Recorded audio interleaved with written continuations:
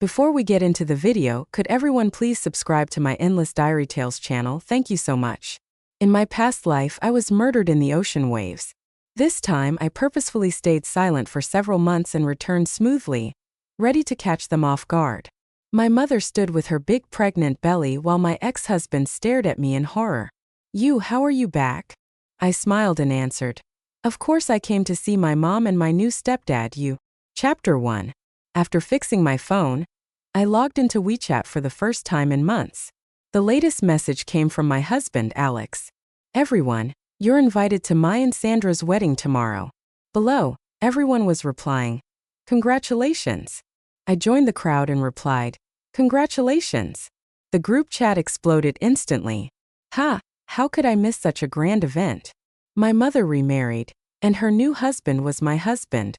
Such good news should definitely include me, right? I slowly shut off my phone.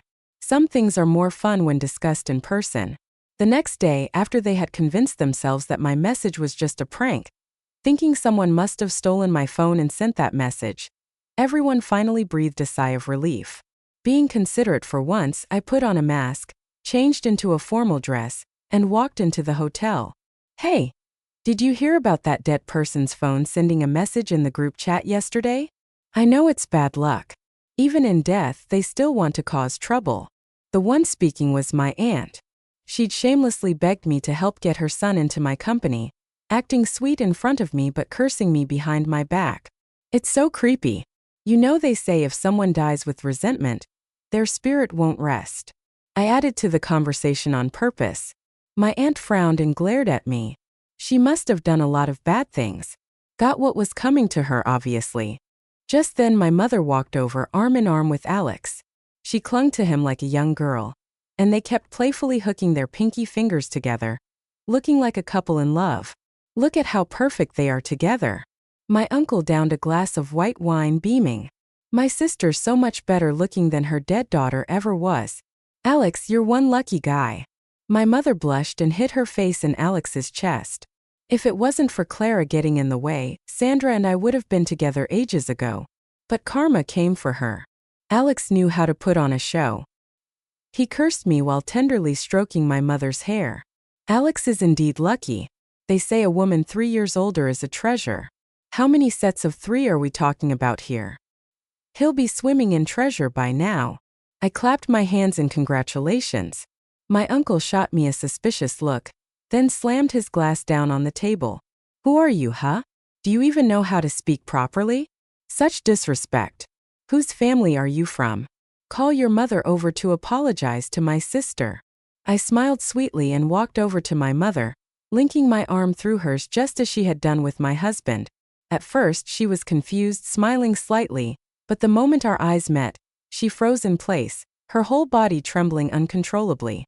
I leaned in and whispered in her ear, Mom, I'm back. Everyone was waiting for me to take off my mask. This wedding's main focus was no longer going to be the bride and groom standing next to me. The moment they saw my face, everyone recoiled in shock, some even collapsing into their chairs, legs trembling uncontrollably as they cried out, Ghost! It's a ghost! Auntie! Uncle! It's been a while, hasn't it? Seems like you've been doing quite well lately, Those who had been bold enough to insult me moments ago couldn't even meet my gaze now. They hung their heads, shrinking back like guilty children eager to escape. No need to rush off just yet. It's such a joyous occasion today. How could I not say a few words? I grinned cheerfully. Chapter 2. I cleared my throat and walked up to the stage, asking the host for the microphone. Testing. Can everyone hear me? Welcome everyone to my mother Sandra's and my husband Alex's wedding. I'm sorry to say that the union of these two lovebirds is bound to face some challenges considering the obstacle. You know me, I didn't quite die. But don't worry, a pile of dung paired with smelly feet. Truly a match made in heaven.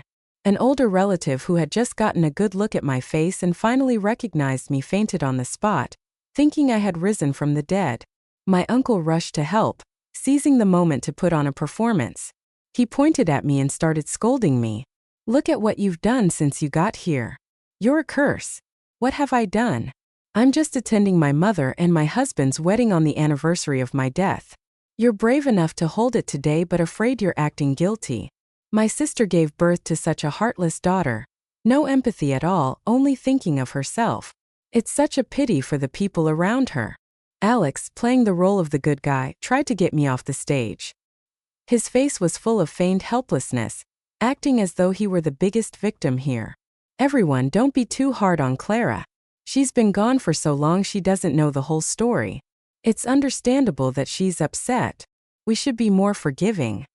So that's the angle, trying to paint me as mentally unstable, huh? They said the marriage was to dispel bad luck, that ever since I died, the company's performance had been in decline. Marrying my mother was to keep the family together. How noble and selfless of them. You have no idea how much your mother and Alex sacrificed for you. You died and left everything in a mess for them to clean up, and now you have the nerve to come back and criticize them. Exactly, Clara, you should be down on your knees thanking them. A group of relatives egged each other on, their faces twisted with excitement. I could still remember how shortly after my death, before my body was even recovered, they couldn't wait to convince my mother to use my old clothes for my burial. And my mother, she said no, that she had to wait for me to return, crying her eyes out every day. But the next moment, she had already ordered the coffin and gravestone. Clara, it's my fault I couldn't find you. I've always believed you were still alive, she said, looking at me with pitiful eyes. If someone else had said this, I might have believed them. My mother never liked me from the moment I was born. She thought I had stolen my father's love from her, and even tried to drown me when I was a child. After my father died in an accident, she blamed me for it, thinking that if it weren't for me, he wouldn't have had to work so hard to support the family. She even once put tax in my food because my father died in a construction accident. But she'd tell everyone how much she loved me and praised me in front of others. Since they're talking about forgiveness, I guess I won't hold back anymore. I had no idea you all cared so much about me. Now that I'm back, of course, I must sincerely thank each of you. My gaze swept over each guest. See, if she had said that earlier, we could have avoided all this. Always had that ill-fated look and never did anything right. It's not too late for her to beg us to stay. The crowd whispered among themselves. Uncle, I called them out one by one. Those whose names I called straightened up with pride. Their chests puffed out. The earlier they were called, the more smug they looked, as if their standing in my eyes was higher than the rest. I couldn't possibly disappoint their expectations. You've all worked so hard. Since you've been so exhausted, you can all relax in the coming days. You and your children have all been fired by me. Chapter 3. The room erupted in chaos. My aunt's arrogant demeanor instantly vanished. She hunched over, her face creased with a forced smile, holding a glass of wine as she approached me. Oh, Clara, there's no need to say such harsh words. We're all family. How could we let a little disagreement tear us apart? Your aunt took care of you when you were little, don't you remember? Oh, I remember very well. I remember crying to go home and my brother slapped me. Then you locked me in the storage room and wouldn't let me out until I admitted I was wrong. When I was a child, my mother thought I had stolen my father's love from her, so she would abandon me in remote places, leaving me to fend for myself. But each time I always found my way back home. After several attempts, she realized she couldn't get rid of me and sent me to the countryside instead. Then why don't we let my brother organize the storage room? Make sure the door is locked, and he can only come out once all the documents from over the years have been sorted. You. My aunt's face turned beet red with anger. Clara, don't go too far. Alex slammed his hand on the table and started shouting. What do you think you are now? This company stopped belonging to you the day you died. What right do you have to act so high and mighty here? So finally showing his true colors. Shameless, isn't he? Even when stealing someone else's inheritance, he can make it sound so righteous. In my previous life, I hadn't expected to die so suddenly. I didn't have time to sign some of the property documents, which gave this pack of weasels an opportunity to take advantage. Are you sure about that? Why don't you make a call and see for yourself? Let's see if the company listens to me, or to a miserable stray dog like you. With a smirk, he made the call. The phone rang for only 2 seconds, but before he could say a single word, the call was abruptly cut off. He stood there dumbfounded, like a helpless overgrown baby looking at my mother for answers. Unfortunately for him, my mother, whose head was filled with jealousy, understood nothing. All she could do was mutter, Impossible. Your uncle should have taken care of it already. My mother grabbed her brother's sleeve, urging him to say something. But alas, my uncle, gripping his phone tightly, trembled as soon as our eyes met. He quickly shook off my mother's hand. Don't bother calling him. He's just as helpless as you now. You already got the call earlier, didn't you, uncle? I tapped my phone screen, showing the document about his demotion. At that moment, my mother suddenly clasped her mouth and crouched down, a thick liquid spewing from her mouth. Sandra, are you okay? Seeing this, Alex rushed over with concern, gently patting her back. Oh, I watched the scene in front of me with interest. My mother was pregnant. Things were getting more and more intriguing. I threw a divorce agreement at Alex. He wouldn't get a single cent of my assets. Clara, you cold-blooded woman. It would have been better for everyone if you had just died. Why did you have to survive? Why did I survive? To take revenge on this group of murderers, of course. Everyone hoped for my death. Yet everyone tried to please me. How ironic, isn't it? Chapter 4. In my first month back at the company, I fired all those relatives who had been doing nothing but freeloading. The company's performance immediately returned to its former glory, better than ever, in fact. My ex-husband and mother's wedding had turned into a complete farce. The company's employees had already looked down on him for his lack of ability and pompous attitude. And now he was reduced to doing menial tasks around the office, his face full of shame. My secretary asked me why I didn't just fire him. I simply smiled and said nothing. It was as if my mother was trying to make up for all the years she had wronged me. She followed me around every day, bringing me fruit, pouring me hot water, and even the employees commented, "Auntie is working so hard." But only I knew the truth. It was all an act. She knew I was allergic to mangoes, yet the fruit plate she handed me was full of mango chunks. Her belly was becoming more noticeable by the day. Given her age, being pregnant was clearly taking a toll on her. Even though she had done many hurtful things, I still felt some sense of mother-daughter affection. Let me pay for the best hospital. You should have the child terminated. You're too old and the risk is too high. On the way back, my words were meant as genuine concern, but she looked at me in horror, as if I were trying to harm her. She clung to my hand, begging me to spare her. Clara, I know it's my fault, but the baby is innocent. Can't you even spare one little life? Is your heart really that cruel? Perhaps words weren't enough for her because she suddenly dropped to her knees in front of me. You didn't want to have children, right? I can have this baby and give it to you. After all, we're blood relatives and Alex really wants a child. Just think of it as mom having the baby for you. People around us were immediately drawn to the scene. Some started taking pictures with their phones, others asked what was happening, and a few, overhearing part of the conversation, jumped to conclusions. She was still the same as ever. They say blood is thicker than water, but with her you'd never know. Both I and the unborn child were nothing more than tools to her. This child's birth is destined not to be a blessing. I don't want my tragedy to repeat itself. Not long after, I received a message from my secretary. Someone had posted a video on TikTok of my mother kneeling to me, along with a voiceover. Unfilial daughter makes her mother kneel in public. Look at what's going on. In the comment section, some were even trying to dig up my identity, and when I looked at the profile pictures, I recognized my uncle's family pretending to be random bystanders. Some commenters were asking for my phone number so they could call and insult me. Well, it just so happens that I had one to share. Calmly, I left my uncle's phone number as a reply. Fair's fair after all. Who would have thought the very next second my uncle frantically deleted the comment? Chapter 5. Alex had planned to use the power of online public opinion to stir up backlash against me, hoping to make the shareholders think that my negative press would harm the company's image. He gathered so-called evidence of me exploiting employees at the company, videos and audio recordings, and planned to use them to win people over. Pleased with himself, he scheduled his press conference for the following afternoon, but I acted first, announcing my own press conference for that morning. What can she even say? I've got real evidence in my hands. This is just her desperate struggle, Alex remarked casually during his press conference. Beside him was a timid-looking employee, who he claimed was the key witness ready to expose my true colors. Even though my video was circulating online, very few people knew my identity. Most people still recognized me from last year's news of my supposed death in a shipwreck. I decided to reveal the truth about my survival, and to inform the public that the shipwreck wasn't an accident, but a carefully planned murder. Since people were curious about my story, I figured I might as well share the parts they were most interested in. Seeing that the tide was turning against him, Alex rushed to the front shouting, "Don't be fooled! This woman exploits her employees, abuses her own mother, and that shipwreck?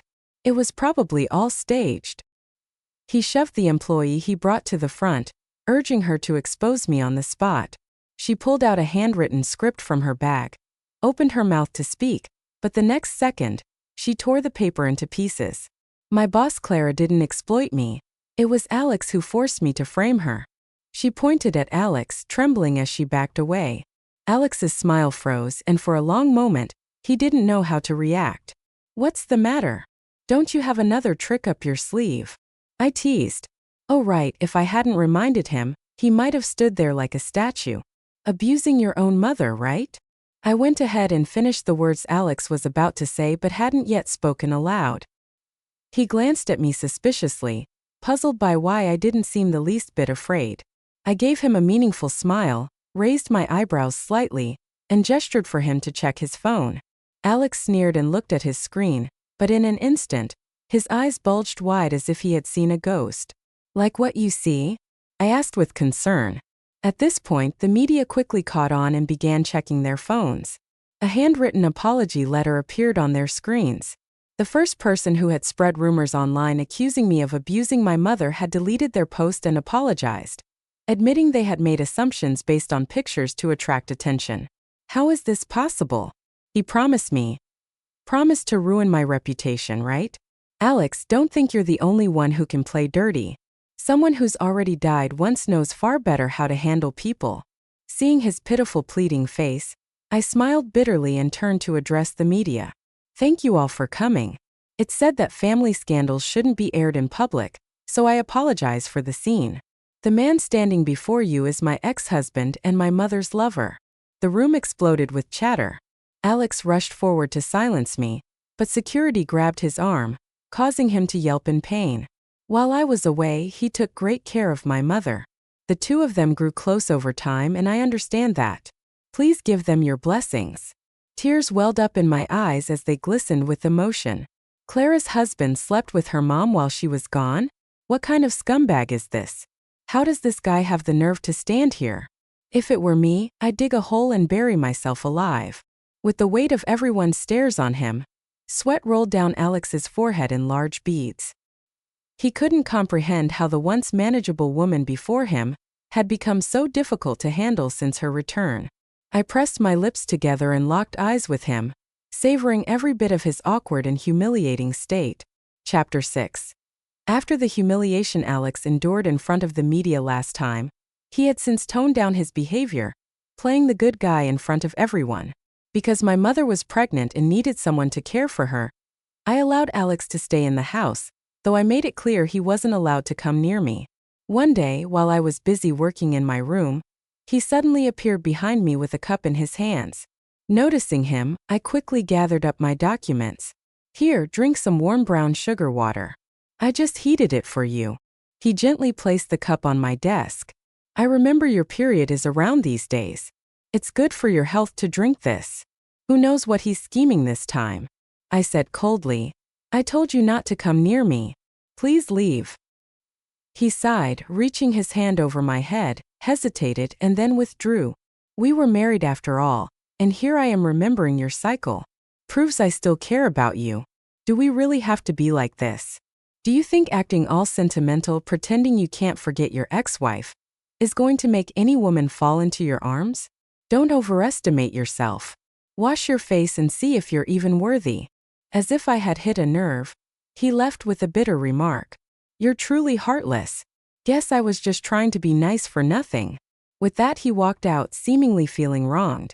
Looking at the cup of steaming brown sugar water on my desk, I recalled how he had also made me a cup before I left on my business trip. I should have noticed something was off then. Normally, he would check the weather, and if it was bad, would insist I not travel. But this time he saw the forecast and said nothing. The trip wasn't even supposed to be mine. The person originally scheduled to go had fallen ill, and the others were either too busy or didn't understand the project, so I had to go. There was no trace of deceit in his gentle eyes. I took that as his way of expressing love and drank the water without a second thought. Not long after, my body began to feel strange on the ship, and the next thing I knew, I was sinking to the bottom of the sea, the weight of 1,000 stones pressing on me, trapping me. Even at that moment I still thought, what will happen to my husband if I'm gone? He'll be so devastated. How laughable that thought turned out to be. Remembering this, I picked up the cup, walked to the bathroom, and poured the water down the drain. How could you pour it out?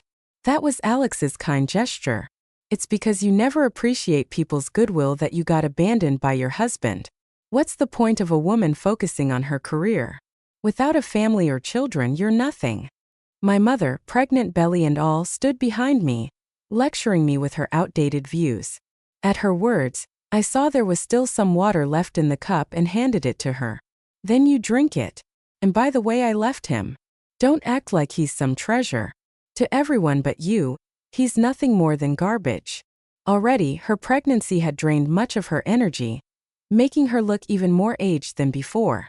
No matter how much I tried to convince her, she was determined to have this baby. You're just jealous that I'm giving Alex the love and a baby that you couldn't. When she puts it that way, what more is there to say? Her pregnancy symptoms were far worse than most people's. Sleepless nights, hair loss, it was constant. I told Alex to take her to the hospital for a checkup. Alex, however, acted like it was none of his business. Oh, come on. Isn't that just normal pregnancy stuff? You've never been pregnant, so of course you're freaking out over nothing. If we'd had a kid before, you'd know all this by now. Alex is right, this is normal. It'll pass once the baby is born, my mother added, siding with him. Seeing my expression, Alex backed down, muttering under his breath. Fine, fine. Since Clara insists, I'll take her for a checkup. Alex, I'm fine. Don't listen to her. I can go on my own. Alex impatiently pushed her from behind. Stop talking so much. Your daughter said I should take you, so we're going. She's worried about you after all. Old age just means you're more prone to sickness. Alex is so good to me, unlike my daughter who only knows how to run her mouth, my mother said, clinging to Alex's arm like a teenager trying to show off. She grabbed his collar and tiptoed up to kiss him. All I could think about was hoping these two eyesores would leave my sight as soon as possible. Unfortunately, despite my mother's high praise for Alex, this scumbag never went with her to a prenatal appointment again.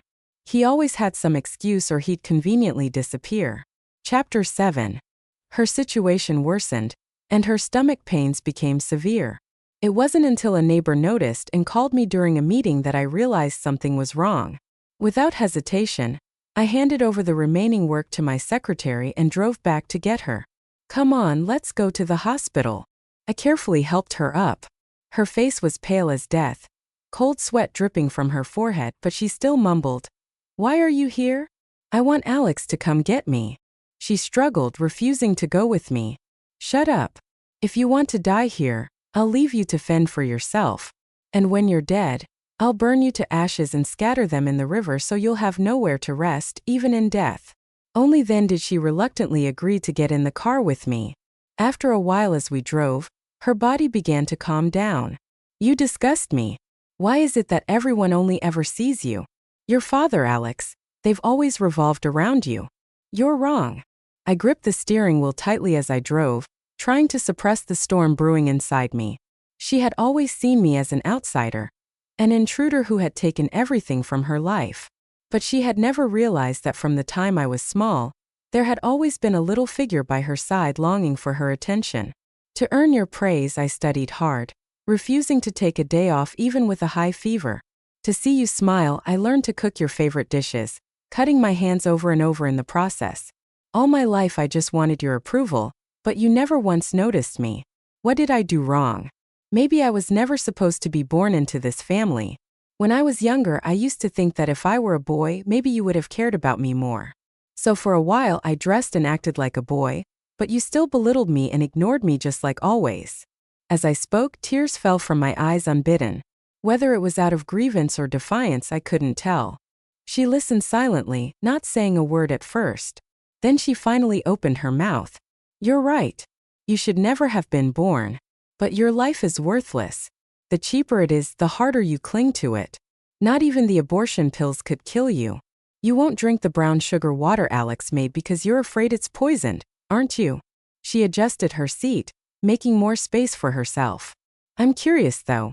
How did you manage to survive? You should have sunk to the bottom of the sea with stones tied to your feet. I'll tell you the truth. It was me who drugged the water you drank. A chill shot through my heart. At that moment we stopped at a red light, and the crimson glow brought me back to the suffocating stillness of the sea. The face of the person who threw me off the boat was somewhat familiar, but I couldn't make it out clearly, the drugs clouding my vision. I'll never forget the feeling of drowning. Water flooding my nostrils, my lungs gasping for breath, my head filled with a deafening hum. In the end, I was left in the dark, unable to see anything even with my eyes wide open. As the car started moving again, she began to speak slowly. It was me who killed you. I don't know how you survive, but this time let's die together. Whether you think I'm crazy or guilty doesn't matter. I hope in our next lives we won't be mother and daughter again. As she spoke, she reached out, trying to grab the steering wheel. I fought to keep control of the car. There were vehicles in front of and behind us. I couldn't brake immediately. Sandra, calm down. We're almost at the hospital. But she wasn't listening to a word I said. She kept talking, oblivious to my pleas. If we survive this, I'd like to see who Alex would choose. Your father died from overwork because he chose you. That was his own fault. But Alex is different, isn't he, Clara? Don't you dare compare that scumbag Alex to my father. He doesn't deserve it. My mother had completely lost her mind. She pressed one hand over my eyes while the other tried to wrestle control of the steering wheel. I had no choice. Just before crashing into the car in front of us, I grabbed the steering wheel and veered left, crashing hard into the median's greenery. The windshield shattered, shards of glass piercing my forehead. Blood dyed the world in front of me red, and the force of the collision knocked me unconscious. When I woke up again, it was a week later. Alex sat by my bedside, shocked as he watched me sit up as if nothing had happened. You were hurt so badly. The doctor said it would take you months to recover.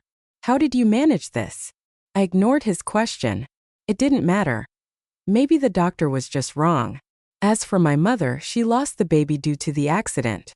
The doctors wanted her to rest, but she pulled out her four and disappeared while the nurse wasn't looking. Chapter 8.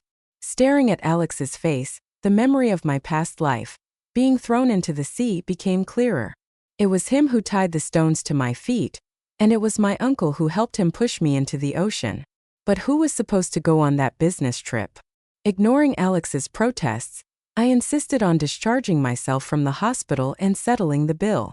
As I was leaving, I asked Alex, "Aren't you worried about my mom's disappearance? Why aren't you out looking for her?" He took a drag from his cigarette, showing no concern. She's a grown woman. She knows what she's doing. Don't worry about it too much. Or are you afraid she'll come back and try to take you down with her? This man was beyond saving. I left him behind and returned to the company. After instructing my secretary to organize a search for my mother, I went to the surveillance room and reviewed the footage from that day. The footage showed that the person who was supposed to go on the trip was the project manager. But just as he was about to leave, someone stopped him, and that's why he didn't go, instead handling other business. I didn't recognize the person who stopped him. When my secretary returned, I showed her the printed image. She seemed to have a vague recollection. This person was brought in by your aunt, but they didn't work here long before quitting. When did they leave? The second week after you went missing. A group of people had meticulously planned to kill me. This wasn't just about taking over the company, unless they were trying to cover something up with my death, or maybe they didn't want me to find out about something. Should I contact your aunt to bring this person back? My secretary asked. I raised my hand, signaling her not to. If he was hiding, he wouldn't be easy to find. And if I asked my aunt about him, it would alert them. Bring me the company's financial reports for the last few years, I instructed her. A gust of wind blew in through the window, causing my arm to itch slightly. I scratched it, noticing some skin flaking off. Could it be an allergy? Boss, here's everything, my secretary said as she returned, snapping me out of my thoughts and back into the investigation. I quickly forgot about the possible allergy. Sure enough, over the years, this group had been quietly embezzling funds. Each year, there was a discrepancy in the accounts totaling over tens of millions. What else could drive them to such madness but money? It had to be something connected to wealth that they were so desperate to hide from me.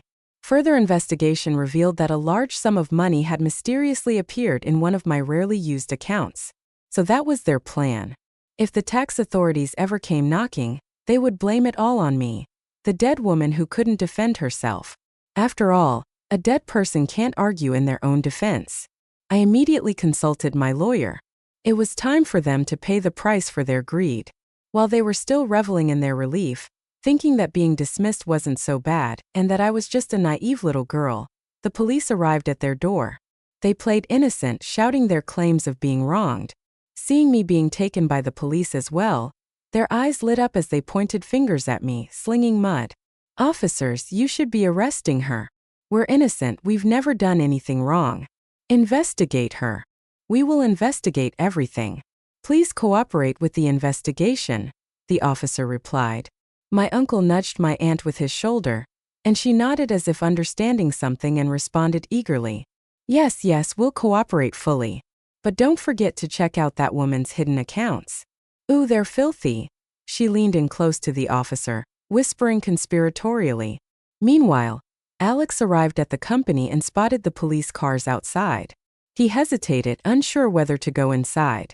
But the moment he made eye contact with the officers, he bolted like a guilty man running from the scene. With all the surveillance cameras everywhere, where could he possibly hide? At the police station, my uncle and aunt started spinning ridiculous stories. Whether asked by the police or not, they invented more lies, pinning everything on me. Their statements were so contradictory that not a single word lined up. They truly believed their honesty, had fooled the police, and even asked if they could go home soon. But when they saw me walk past them completely unharmed and smiling as I waved goodbye, the realization hit them hard. Their legs trembled uncontrollably. Like deflated balloons, they collapsed into their chairs. Only now did they understand. They wouldn't be leaving the station anytime soon. Chapter 9. I had no idea where Alex was hiding. The last time he was caught on surveillance was when he got into a fight after being accused of harassing his girlfriend and was beaten up. I sent my secretary to investigate my mother, Sandra's whereabouts, but there was no news. Given her age and the complications after her miscarriage, if she didn't get proper care, it was entirely possible she had fallen ill due to a weakened immune system. I shook my head. I couldn't let Alex keep living freely, evading responsibility. I tried calling his number, but it was always switched off. Suddenly, I remembered that he had a rarely used private email address. I figured it was worth a shot. I sent him an email roughly explaining that the police had already identified my uncle and aunt as the ones who embezzled the funds, and that we needed his testimony to provide more evidence. I assured him that he didn't need to hide anymore, and that the company was in need of his help. Days passed without any reply, and I began to think my plan had failed. But then he replied using a different email account, asking to meet me in a remote location. After making the necessary arrangements, I arrived at the designated spot. When I pulled up in my car, I realized it was a massive garbage dump, littered with heaps of trash and scavenging homeless people. It was clear Alex hadn't let down his guard. He'd chosen a place where he could easily slip away if things went south. Are you telling the truth? The police really cleared everything up. He wore a black mask and kept his hands shoved into his pockets. Judging by the shape, it looked like he was holding a knife. I nodded, telling him to get in the car. Alex glanced around nervously as if sensing something. Suddenly, he pulled out the knife. You're lying. If the investigation was over, why hasn't there been any official announcement online? He lunged toward me in a panic. At that moment, a homeless man suddenly stepped in front of me, and Alex's knife plunged into the man's abdomen. But then Alex spat out a mouthful of blood, staggering backward, revealing the knife that had been lodged in his chest. He frantically yanked the hood off the homeless man, his face twisting in disbelief. It's you. Beneath the hood was a woman, her face weathered and worn. Claire, I'm sorry. I finally realize all the wrong I've done. Is it too late for me now? If it weren't for her voice, I wouldn't have recognized who she was. Mom. At the sound of my voice, she trembled slightly. Then, without hesitation, she yanked the knife out of Alex's chest and plunged it back in again, even harder. Alex didn't even have time to utter a word before he collapsed lifeless. This man, like me, only brought harm by living. The police quickly arrived from all directions, immediately restraining Sandra. She didn't resist at all. I followed the officers, holding on to her as blood continued to flow from her abdomen. Don't talk. I'll get you to the hospital right away. She shook her head and for the first time looked at me seriously. She reached up and gently touched my cheek. The warmth of her fingers, the feel of her touch, felt almost unreal. In our next life, let's not be mother and daughter, she murmured again. I wasn't a good mother. I didn't deserve a daughter as good as you. Foam bubbled at the corners of her mouth, confirming she had taken poison long before arriving. Her frail body gave in to gravity, collapsing against Alex's corpse.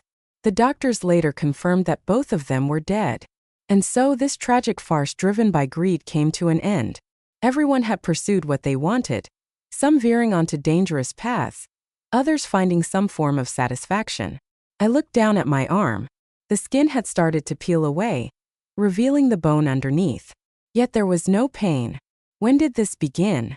I remembered noticing it after the car crash, realizing that despite the severity of my wounds, I hadn't felt a thing. It turns out that rebirth doesn't truly exist. The dead cannot return to life. I was merely a vengeful soul lucky enough to return to the past. Now that my desires had been fulfilled, my body was finally beginning to decay.